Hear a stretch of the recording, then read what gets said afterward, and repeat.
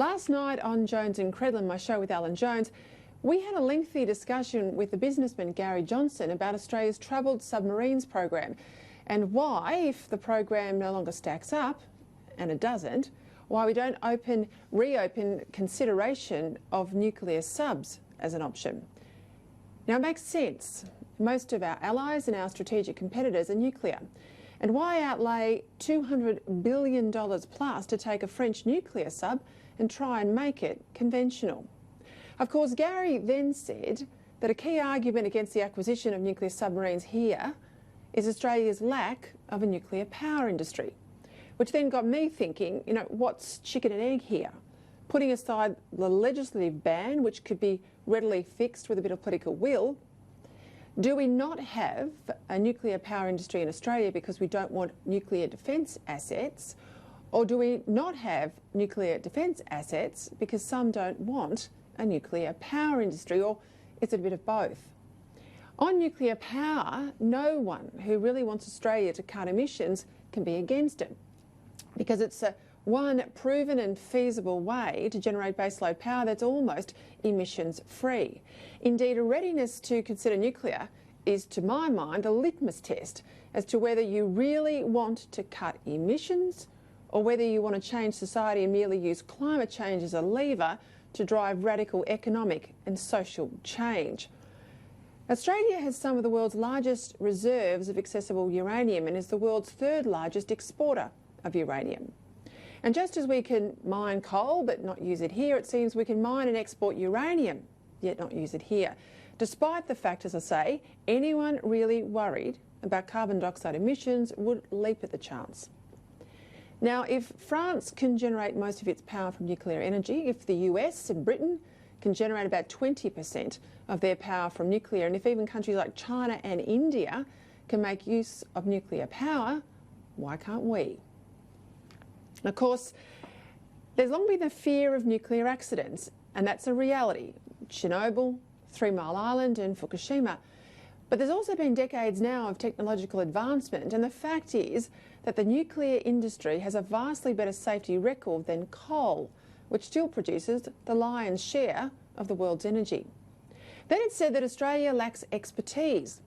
Well, that didn't stop us building a medical nuclear industry in the 1960s, an industry that's vital for cancer and cancer treatment, diagnosis and treatment. And here we are, when it's still claimed by nuclear opponents that we lack nuclear expertise. Well, we've been operating this industry for decades. It's the medical nuclear reactor at Lucas Heights in Sydney. Then it's said we can't afford it. Well, again, when did expense stop the creation of Lucas Heights 40 years ago? And no one's saying that building experimental submarines at $200 billion plus is too expensive. And don't even get me started on the NBN. That's $70 billion and climbing. Since when did we as Australians become so determined to program ourselves to fail? Especially it's something others can do, especially as nuclear technology is advancing all the time, and small modular nuclear reactors, smaller than a tennis court, could power on their own quite a number of our regional towns.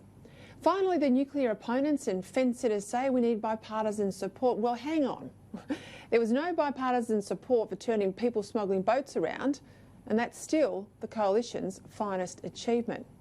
Now, the reason why we don't have a nuclear power industry in Australia is gutlessness, a lack of political will. Last year, the Energy Minister, Angus Taylor, he asked a parliamentary committee to look again at nuclear power.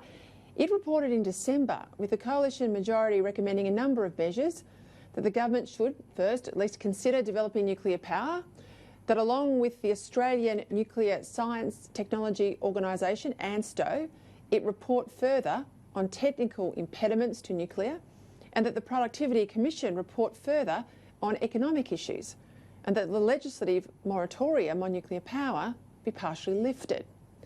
Even though Labor MPs were against these recommendations, the CFMEU and now the Australian Workers' Union have called for nuclear power to be considered in Australia. However, the Morrison government's underwhelming response to its own majority report has been to say that it has no plans to move to nuclear. Now, this, of course, was before the PM hit choppy waters and before the bushfire crisis really kicked off.